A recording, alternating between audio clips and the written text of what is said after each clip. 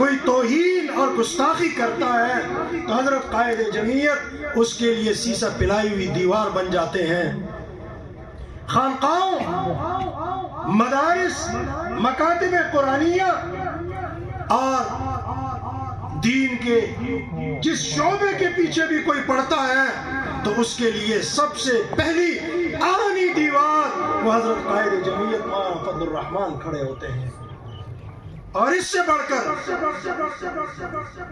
جب پاکستان کے استحکام کی بات آتی ہے، سلامتی کی بات آتی ہے، تو جہاں میری افواج صف میں کھڑی نظر آتی ہیں، میرے ادارے ریاستی سلامتی کے نظر آتے ہیں، وہاں ان کی طاقت میں اپنی طاقت ڈالنے والی شخصیت وہ حضرت قائد جمعیت مولانا فضل الرحمان صاحب نظر آتے ہیں۔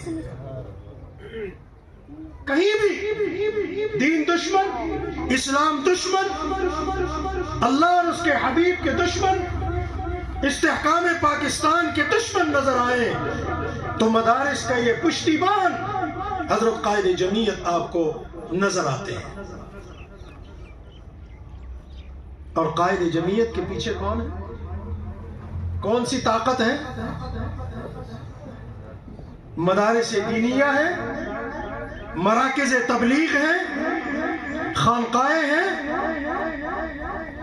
اسلام، پاکستان اور دین سے محبت رکھنے والا ہر بزرگ، جوان اور بیٹا ہے، اور گھروں میں بیٹھی پردے دار مائیں اور بہنیں ان کے لیے راتوں کو اٹھ اٹھ کے اپنے اللہ سے دعائیں کرتی ہیں۔ میرے نوجوانوں، آج آپ کے اسلام کو، ایمان کو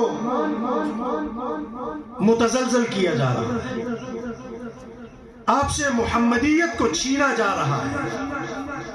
آپ یہاں تشریف رکھتے ہیں، ایمان سے بتائیں، آج ہماری بیٹیاں فارغ ہو رہی ہیں، مجھے بتایا گیا کہ 2,500-3 ہزار خواتین یہاں تشریف لائی ہوئی ہیں۔ یہ سب میرے اور آپ کی مائیں، بہنیں، بیٹیاں ہیں، ایسا ہی ہے؟ باہر سے تو نہیں آئے، ہمارے گھرانے کی خواتین ہیں۔ ان کو آج عزت کا مقام، عظمت کا مقام کون عطا کر رہا ہے؟ اسلام عطا کرتا ہے، اور اسلام کی سمجھ ہمیں کون دیتا ہے؟ یہ مدارس دینیہ دیتے ہیں۔ تو آپ سے اور مجھ سے ہمارا ایمان چوری کیا جا رہا ہے، اس پر ڈاکہ ڈالا جا رہا ہے۔ ہمیں کہا جاتا ہے یہ فلاں مولوی ہے، اس کا تعلق تبلیغ سے ہے، یہ فلاں ہے، اس کا تعلق مدرسے سے ہے، یہ فلاں ہے، اس کا تعلق خانقاہ سے ہے، یہ فلاں ہے، اس کا تعلق اسلامی سیاست سے ہے۔ خدا را اس تفریق میں نہ پڑنا، یہ سب دین کے شعبے ہیں۔ جیسے آپ مارکیٹ میں جاتے ہیں تو کیا آپ کو پوری مارکیٹ کے اندر قصائیوں کی دکانیں ملتی ہیں، گوشت بیچنے والوں کی دکانیں ملتی ہیں؟ پوری مارکیٹ کے اندر صرف ڈاکٹروں کے کلینک ملتے ہیں؟ پوری مارکیٹ کے اندر صرف کپڑے بیچنے والے کپڑے فروش ملتے ہیں؟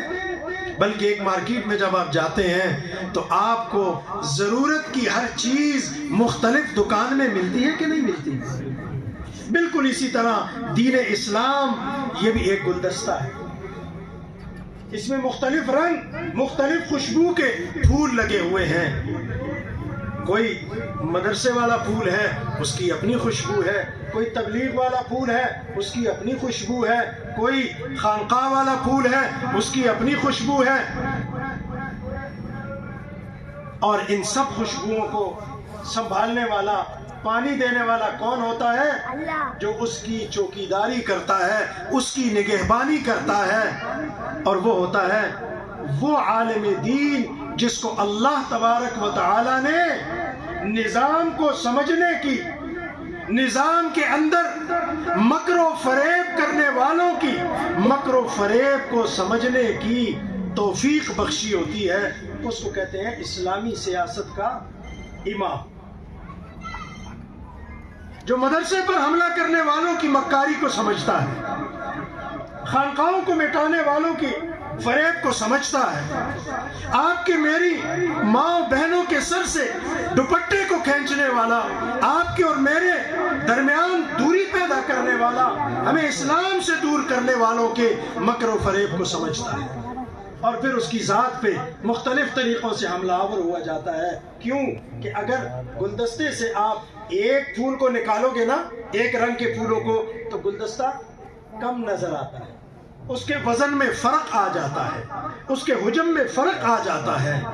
اسی لیے ہمیں یہ حکم دیا گیا کہ آپس میں متحد رہو، اتحاد قائم کرو، اتفاق قائم کرو۔ جس کو رب جل شانہ نے جس میدان میں قوت عطا کی ہے، اس کو مضبوط سے مضبوط تر کرتے چلے جائیں۔